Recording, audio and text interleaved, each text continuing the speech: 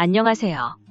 경제적, 육체적 어려움으로 힘든 분들에게 정확한 정보를 제공하여 희망적인 결과를 만들어드리는 산재 가이드입니다.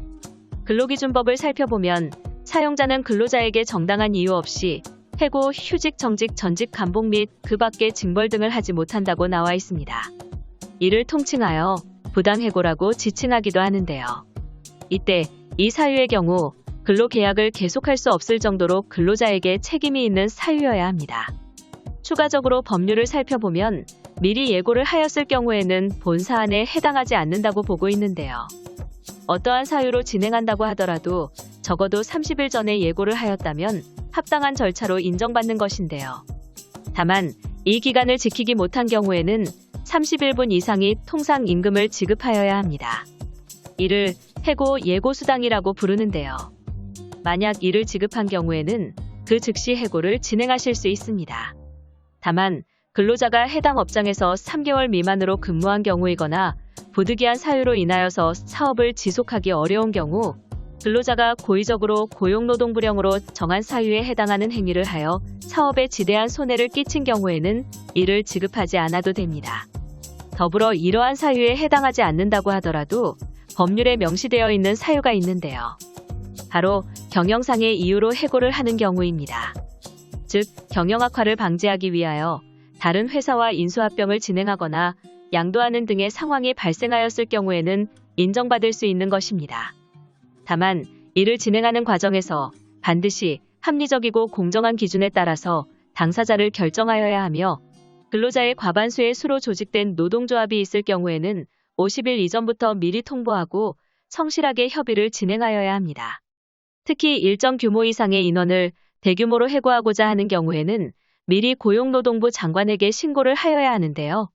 이러한 요건을 모두 갖춘 경우에는 정당한 사유가 있는 것으로 판단한다고 명시되어 있다는 점을 참고하시기 바랍니다. 만약 자신이 받은 해고 통지가 부당해고 기준에 해당한다면 구제 신청을 해보실 수 있습니다. 이를 진행하기 위해서는 피해를 받은 날을 기준으로 3개월 이내로 신청서와 함께 관련한 증거를 첨부하여서 사업장 관할 노동위원회에 제출하시면 되는데요. 이후 접수일로부터 약 60일간 신문회의 및 조사를 진행하게 되고 그 결과를 우선적으로 유선상으로 통보하게 되며 30일 이내로 당사자에게 판정서가 송부되게 됩니다.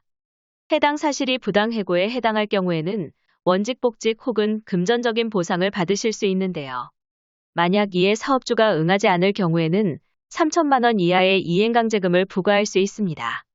추가적으로 업체 측에서 이는 합당한 사유라고 인정받기 위해서는 신문회의 및 조사를 하는 과정에서 자신들은 정당하게 해고를 진행하였다는 것을 입증하여야 하며 인정될 경우 노동위원회에서는 해당 구제를 기각하는 결정을 할 수 있다는 점도 참고하시면 좋습니다.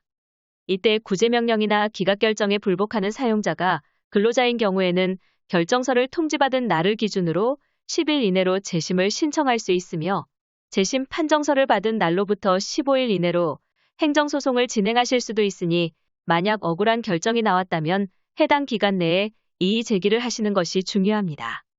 산재 가이드는 법률적으로 문제가 될 수 있는 부분에 관해 상세히 설명을 드리고 해결책을 제시하는 길잡이를 해드립니다.